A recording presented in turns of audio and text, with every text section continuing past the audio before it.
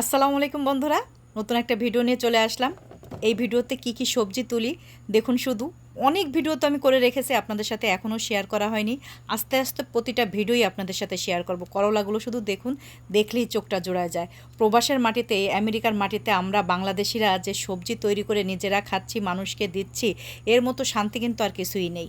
মানে এত ভালো লাগে। তবে আমার এখানে তো বাঙালি নেই, যার কারণে অনেক সবজি আমার নষ্ট হয়ে যায়। অনেকে আমাকে প্রশ্ন করে, আপু তুমি এত সবজি কী করো, বিক্রি করো নাকি? আসলে আমার এখানে সবজি বিক্রি করার মতো কোনো জায়গাই নেই। বাঙালি খুব কম, বাঙালি বলতে গেলে নেই একেবারে, এত কম বাঙালি আছে। যা কয়েকজন আছে সব একটু দূরে থাকে, যার কারণে সবসময় ওখানে দিয়েও আসতে পারি না। এর জন্য অনেক সবজি আমার নষ্ট হয়ে যায়। আল্লাহর রহমতে এত পরিমাণ সবজি যে বাগানে হয়েছে, মানে চোখটা জুড়ায় যায়। ছোট ছোট, বেশি বড় কিন্তু না, ছোট ছোট গাছ আমার। এই গাছে প্রচুর পরিমাণে সবজি। দেখুন এখন চাল কুমড়াগুলো তুলবো।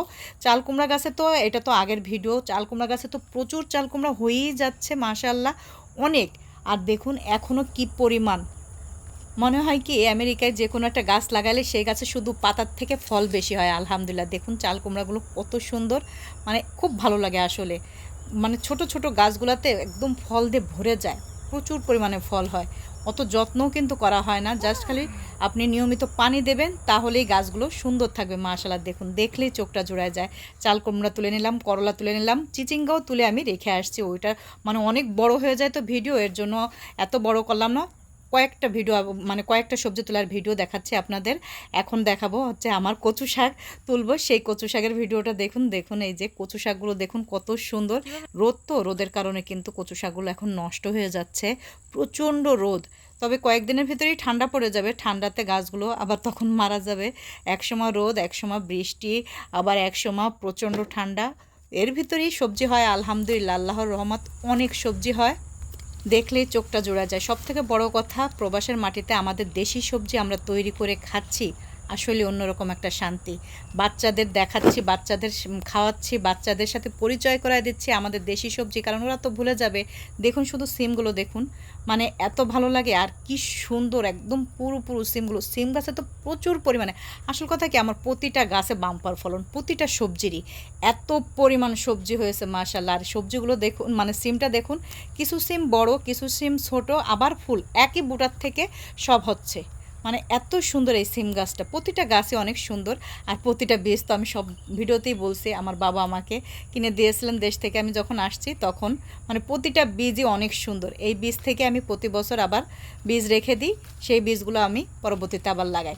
আলহামদুলিল্লাহ, দেখুন তো কী সুন্দর লাগে, দেখলেই শান্তি লাগে, অসাধারণ। আপনাদেরও বলবো, বাংলাদেশে আমাদের কিছু বোনেরা আছেন, আপনাদের যদি ছোট্ট একটা ব্যালকনি বা বাসার সামনে একটু জায়গা থাকে, সেইখানে আপনারা একটু সবজি বাগান করবেন, অন্তত বিষমুক্ত সবজিটা আপনারা খেতে পারবেন।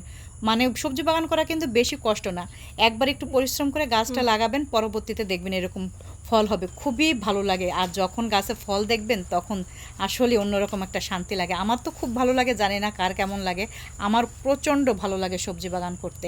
শুধু সবজি বাগান না, মানে ফুল বাগান, সবজি বাগান খুবই ভালো লাগে। গাছগাছালি আমার খুবই ভালো লাগে।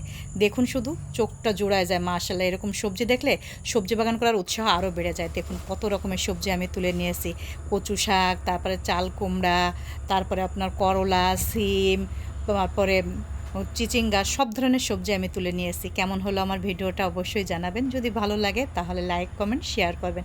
আজকে এই পর্যন্ত, সবাই ভালো থাকবেন। আল্লাহ হাফেজ, আসসালামু আলাইকুম।